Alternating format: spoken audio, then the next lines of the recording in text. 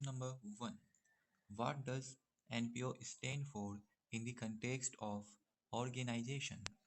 बहुत simple question और बहुत ही बेसिक क्वेश्चन जो सबको मालूम होना चाहिए। National production office, non profit organisation, net profitable operation, new project opportunity.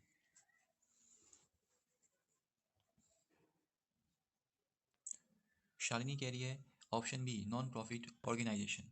जी आपका आंसर बिल्कुल सही है, बी नॉन प्रॉफिट ऑर्गेनाइजेशन। अगला question, in the context of non profit organisation what does the acronym NGO stand for? NGO का full form बताना है। Non governmental organisation, national growth opportunity, non profit governance order, new granting office. Sir बहुत ही आसान आसान सवाल है ये। Option A non governmental organisation. दोनों सवाल तो बहुत ही इजी थे। अब मेरा सवाल ये है कि क्या एनपीओ और एनजीओ दोनों सेम हैं या फिर इन दोनों में कुछ डिफरेंस भी हैं? ज़्यादातर बच्चे सोच रहे होंगे दोनों सेम हैं, एनपीओ के प्लेस पे हम एनजीओ भी बोल सकते हैं और एनजीओ के प्लेस पे एनपीओ भी बोल सकते हैं। तो ऐसा नहीं है बच्चों, दोनों में कुछ डिफरेंस है जो आप लोगों को मालूम होना चाहिए। फिलहाल आप 2 पॉइंट याद रखोगे, वैसे तो बहुत सारे पॉइंट हैं लेकिन 2 पॉइंट आप मेनली अभी याद रखोगे। पहला, एनपीओ का ऑपरेशन स्केल लिमिटेड है, यानी कि एनपीओ लोकल लेवल पर ज़्यादातर काम करती हैं। और एनजीओ का ऑपरेशन स्केल लार्ज है, यानी हम ये कह सकते हैं कि एनजीओ इंटरनेशनल लेवल तक भी काम करती है। दूसरा डिफरेंस ये है कि एनपीओ एनजीओ का ही पार्ट है और एनजीओ एक ब्रॉडर कंसेप्ट है जो एनपीओ को भी कवर करता है। यानी हम ये कह सकते हैं कि सारे एनपीओ एनजीओ हो सकता है बट सारे एनजीओ को हम एनपीओ नहीं कह सकते। अगला question, what is the legal status of non profit organisation? NPO का लीगल स्टेटस क्या है? पब्लिक लिमिटेड कंपनी है, प्राइवेट लिमिटेड कंपनी है, पार्टनरशिप फर्म है या ट्रस्ट है और सोसाइटी है? एनपीओ एक एनपीओ न तो पब्लिक लिमिटेड कंपनी है, न तो प्राइवेट लिमिटेड कंपनी है, न तो पार्टनरशिप फर्म है। एनपीओ एक ट्रस्ट है, एक सोसाइटी है जो अपने मेंबर्स और सोसाइटी के लिए काम करती है। तो सही आंसर होगा ट्रस्ट और सोसाइटी। अगला question, which of the following characteristics is not typically associated with non-profit organization? Profit maximization, social mission, voluntary participation, accountability and transparency। Question ध्यान से देखिएगा, क्वेश्चन में नॉट लिखा हुआ है।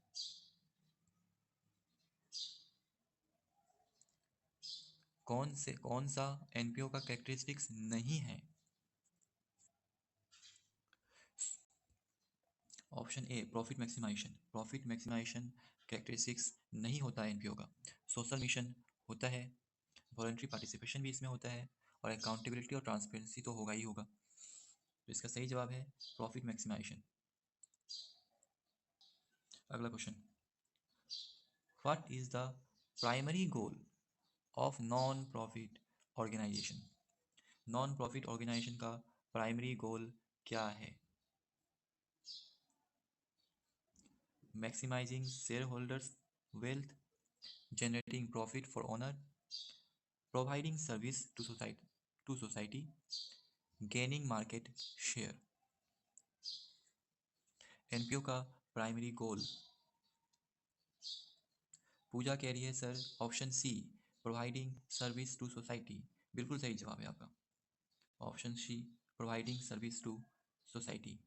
अगला question, which type of non-profit organization is involved in the promotion of art, culture and education? अब बहुत से बच्चों को मालूम ही नहीं होगा कि नॉन प्रॉफिट ऑर्गेनाइजेशन के भी टाइप्स होते हैं और सबके काम अलग अलग होता है। Option A charitable organisation, B mutual benefit organisation, C advocacy organisation या फिर D educational institutions. Charitable organisation आप लोगों को पता होगा। म्यूचुअल बेनिफिट ऑर्गेनाइजेशन ये एक ऐसी ऑर्गेनाइजेशन होती है जो अपने मेंबर्स के लिए काम करती है, अपने मेंबर्स के बेनिफिट के लिए काम करती है। एडवोकेसी ऑर्गेनाइजेशन ऐसी ऑर्गेनाइजेशन जो लॉ से रिलेटेड या फिर पॉलिटिकल इशू से रिलेटेड काम करती है। और एजुकेशनल इंस्टीट्यूशन नाम से मालूम चल रहा है, जाहिर सी बात है एजुकेशन को प्रमोट करेगी। क्वेश्चन में भी है एजुकेशन, तो एजुकेशन को कौन प्रमोट करेगा? Educational institutions. तो इसका सही जवाब है D educational institution. Next question, question number 7। In NPO, the surplus of revenue over expenditure is called।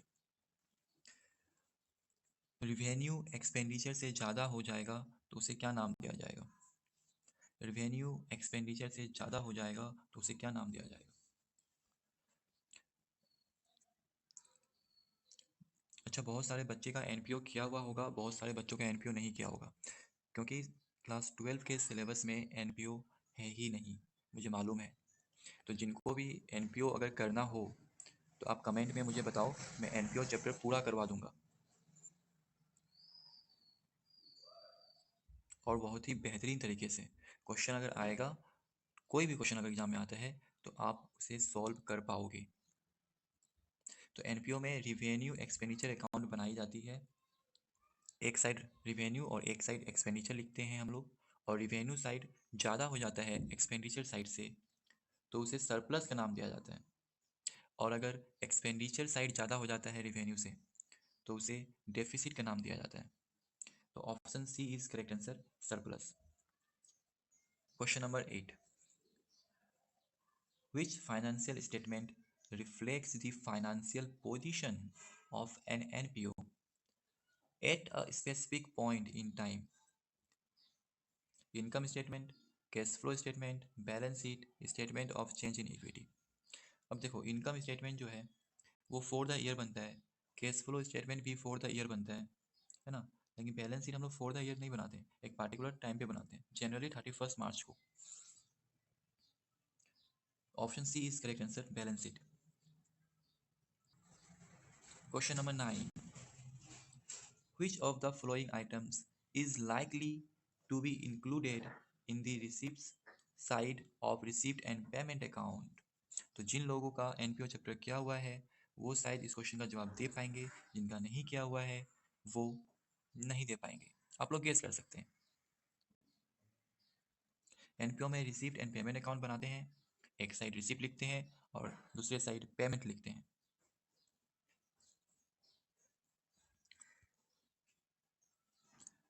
Receipt and payment account क्या होता है? जिन बच्चों को मालूम है बहुत बढ़िया, जिन बच्चों को नहीं मालूम मैं बता दूं थोड़ा। देखिए, आइटम दो प्रकार के होते हैं, एक होते हैं कैश आइटम, एक होते हैं नॉन कैश आइटम, है ना। तो रिसीव एंड पेमेंट अकाउंट में सिर्फ कैश आइटम को रिकॉर्ड किया जाता है, नॉन कैश आइटम को रिकॉर्ड नहीं किया जाता। कैश आइटम फिर चाहे वो करेंट ईयर का हो, प्रीवियस ईयर का हो या एडवांस हो, ट्रांजैक्शन कैश में होनी चाहिए। कैश में होगी तो रिकॉर्ड करेंगे, कैश में नहीं होगा तो रिकॉर्ड नहीं करेंगे। कैश आएगा तो रिसीप्ट साइड में रिकॉर्ड करेंगे, कैश जाएगा तो पेमेंट साइड में रिकॉर्ड करेंगे। ठीक है। Option A depreciation on fix assets, ये कैश आइटम है ही नहीं, ये नॉन कैश आइटम है तो इसे तो हम रिकॉर्ड करेंगे ही नहीं, है ना। आउटस्टैंडिंग एक्सपेंसेस, ये भी नॉन कैश आइटम है तो इसे भी रिकॉर्ड नहीं करेंगे। एक्रूड इनकम, ये भी नॉन कैश आइटम है तो इसे भी रिकॉर्ड नहीं करेंगे। Sale of investment, investment sale करेंगे तो कैश आएगा, ये कैश आइटम है, कैश आएगा तो रिसीप्ट साइड में रिकॉर्ड करेंगे हम लोग। और क्वेश्चन में भी पूछा है रिसीव एंड पेमेंट अकाउंट के रिसीप्ट साइड में किसे रिकॉर्ड करेंगे, तो सेल ऑफ इन्वेस्टमेंट को करेंगे। Next question, in the received and payment account how are non cash item like depreciation typically treated? Depreciation जो नॉन कैश आइटम है इसको रिसीव एंड पेमेंट अकाउंट में कैसे ट्रीट किया जाएगा? अब इसका जवाब मैं नहीं दूंगा, इसका जवाब आप लोग कमेंट में दोगे।